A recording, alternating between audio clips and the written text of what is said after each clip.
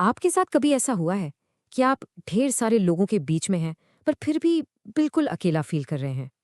या कभी ऐसा लगा है कि यार मुझे कोई ठीक से समझता ही नहीं? तो चलिए आज हम मिलते हैं एक ऐसी ही 13 साल की लड़की से। एक लड़की जिसके पास आपसे शेयर करने के लिए एक कहानी है। और उसकी कहानी लिखी है एक सिंपल सी डायरी में। एक ऐसी डायरी जो आगे चलकर हिस्ट्री की सबसे पावरफुल आवाज़ों में से एक बन गई। जी हाँ, हम बात कर रहे हैं chapter from the diary of Anne Frank. तो इस चैप्टर में हम क्या क्या कवर करने वाले हैं? सबसे पहले हम एन और उसकी डायरी से मिलेंगे। फिर हम जानेंगे कि paper has more patience than people का क्या मतलब है।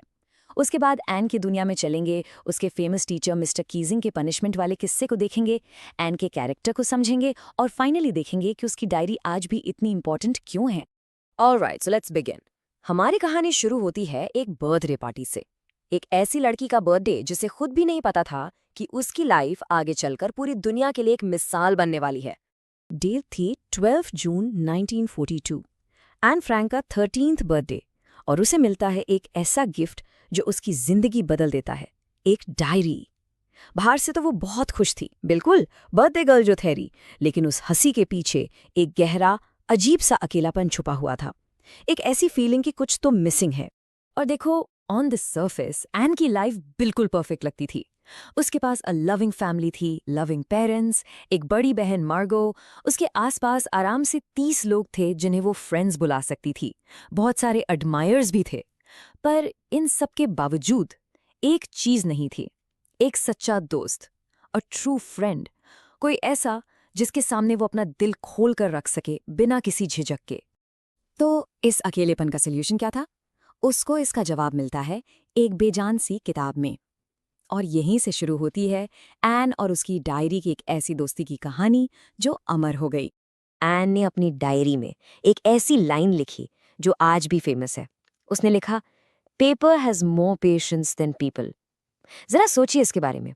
एक कागज, वो आपकी हर बात सुनेगा, ना आपको जज करेगा, ना ही बीच में टोकेगा। वो बस पेशेंस से सब कुछ सुनेगा। और उस 13 साल की लड़की को उस वक्त बस एक ऐसे ही दोस्त की जरूरत थी। और इसीलिए एन ने फैसला किया कि यही डायरी उसकी सबसे अच्छी दोस्त बनेगी, उसकी सच्ची कॉन्फिडेंट। कॉन्फिडेंट का मतलब एक ऐसी दोस्त जिससे आप अपने सारे सीक्रेट्स बता सकते हो। और उसने अपनी इस नई दोस्त को एक नाम भी दिया, किटी। तो अब से किटी सिर्फ एक डायरी नहीं थी, वो एन की बेस्ट फ्रेंड थी।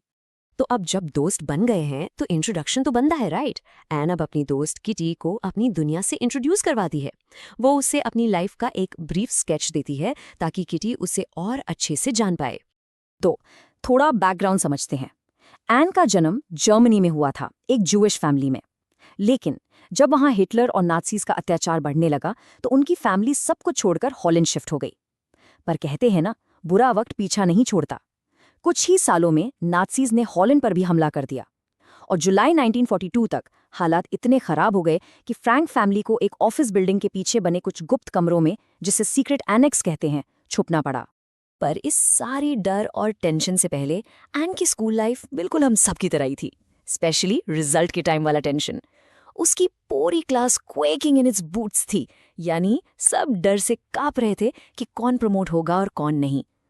एन को वैसे तो ज्यादा टेंशन नहीं था, बस एक सब्जेक्ट था जिससे उसकी जान निकलती थी। And you guessed it right, maths.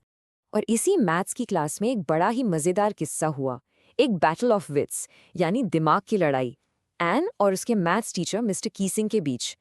वैसे एन ने उनका एक निकनेम रखा हुआ था, ओल्ड फोगी, मतलब पुराने ख्यालात वाले आदमी। तो प्रॉब्लम ये थी कि एन क्लास में बहुत बहुत ज्यादा बातें करती थी और इससे मिस्टर कीसिंग को आती थी चिढ़। तो उन्होंने पनिशमेंट के तौर पर उसे एक्स्ट्रा होमवर्क दिया, एक ऐसे लिखो, टॉपिक है अ चैटर बॉक्स। अब एन भी कम नहीं थी, उसने एस्से में लिखा कि बात करना तो स्टूडेंट का गुण है और ये आदत तो उसे अपनी माँ से विरासत में मिली है। मिस्टर कीसिंग पढ़कर हंसे तो, पर एन ने बातें करना बंद नहीं किया। तो अगला पनिशमेंट, एक और एस्से, एन इनकॉरिजिबल चैटर बॉक्स। जब इससे भी बात नहीं बनी तो मिस्टर कीसिंग ने फाइनल चैलेंज दिया। तीसरा और आखिरी टॉपिक था quack quack quack, said mistress chatterbox. अब ये साफ साफ एन पर एक जोक था और एन ने सोचा, ओके टीचर, जोक का जवाब जोक से मिलेगा। उसने अपनी फ्रेंड सैनी की हेल्प ली, जो पोएट्री लिखने में एक्सपर्ट थी, और दोनों ने मिलकर एक जबरदस्त पोएम तैयार की। और क्या कमाल की पोएम थी वो। पोएम थी एक मदर डक और फादर स्वॉन की, जिनके 3 बच्चे थे। और वो बच्चे इतना क्वैक क्वैक करते थे, इतना बोलते थे कि पापा स्वॉन ने गुस्से में आकर उन्हें काटकर मार डाला। ये एन का मास्टर स्ट्रोक था। और सबसे अच्छी बात, मिस्टर कीसिंग ने इस जोक को बिल्कुल सही तरीके से लिया। वो इतना हंसे, इतना इम्प्रेस हुए कि उन्होंने ना सिर्फ एन की क्लास में बल्कि दूसरी क्लासेस में भी जाकर वो पोएम सुनाई। और उस दिन के बाद उन्होंने एन को क्लास में बात करने की पूरी आज़ादी दे दी। ओके, सो ये किस्सा तो बड़ा फनी था, पर इससे हमें एन के कैरेक्टर के बारे में क्या सीखने को मिलता है? अब यहाँ पर थोड़ा फोकस करना, because this is super important for your exams. ये सिर्फ एक फनी स्टोरी नहीं है, ये एन की पर्सनैलिटी का एक मिरर है। देखिए, जब वो इतने स्मार्ट एसेज लिखती है तो उसकी इंटेलिजेंस और क्रिएटिविटी साफ दिखती है, राइट? और जिस तरह वो ह्यूमर का इस्तेमाल करती है अपनी बात रखने के लिए, वो उसका विट और great sense of humour show करता है। और सोचो, पनिशमेंट को एक जोक में बदल देना, इसके लिए कॉन्फिडेंस और बोल्डनेस चाहिए, जो एन में कूट कूट कर भरा था। तो जब आप एग्जाम में इस चैप्टर से रिलेटेड कोई आंसर लिखें ना, तो इन की थीम्स को जरूर मेंशन करना। Point number 1, the struggles of adolescence, यानी बढ़ते बच्चों की परेशानियां और अकेलापन। 2, the importance of self expression. 3, writing as a powerful outlet, यानी अपनी फीलिंग्स लिखने की ताकत। 4, यूजिंग ह्यूमर एंड विट, यानी हंसी मजाक से मुश्किलों का सामना करना। एंड फाइनली नंबर 5, उसकी मैच्योरिटी, जो उसकी उम्र से कहीं ज्यादा थी। लेकिन एन की कहानी सिर्फ उसके स्कूल, उसके टीचर तक सीमित नहीं है। सवाल ये है कि एक ऐसी पर्सनल डायरी जिसे एन ने ये सोचकर लिखा था कि इसे कोई नहीं पढ़ेगा, वो आखिर हिस्ट्री की सबसे अहम किताबों में से एक कैसे बन गई?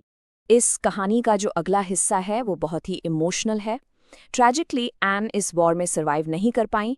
उनकी पूरी फैमिली में से सिर्फ उनके फादर ऑटो फ्रैंक ही जिंदा बचे। और जब उन्हें एन की डायरी मिली, उन्होंने डिसाइड किया कि वो अपनी बेटी के राइटर बनने के सपने को पूरा करेंगे, ताकि एन की आवाज़, उसकी होप और उसका करेज दुनिया तक पहुंच सके और हमेशा के लिए जिंदा रहे। तो एन की ये डायरी पहली बार पब्लिश हुई 1947 में। इसका ओरिजिनल टाइटल था हेड अख्टा हाउस, यानी द सीक्रेट एनेक्स। और आज ये बुक 75 से भी ज़्यादा लैंग्वेजेस में ट्रांसलेट हो चुकी है और इसने पूरी दुनिया में मिलियंस ऑफ लोगों को टच किया है, उन्हें इंस्पायर किया है। अल्टीमेटली एन फ्रैंक ने हमें एक बहुत बड़ी चीज़ सिखाई। उसने सिखाया कि वक्त चाहे कितना भी अंधेरा क्यों ना हो, हालात कितने भी मुश्किल क्यों ना हो, एक छोटी सी आवाज़ भी पूरी दुनिया में होप और लाइट ला सकती है। उसकी आवाज़ उसकी दोस्त किटी ने हमेशा के लिए जिंदा रखी। तो जाते जाते मैं आपसे एक सवाल पूछना चाहता हूँ।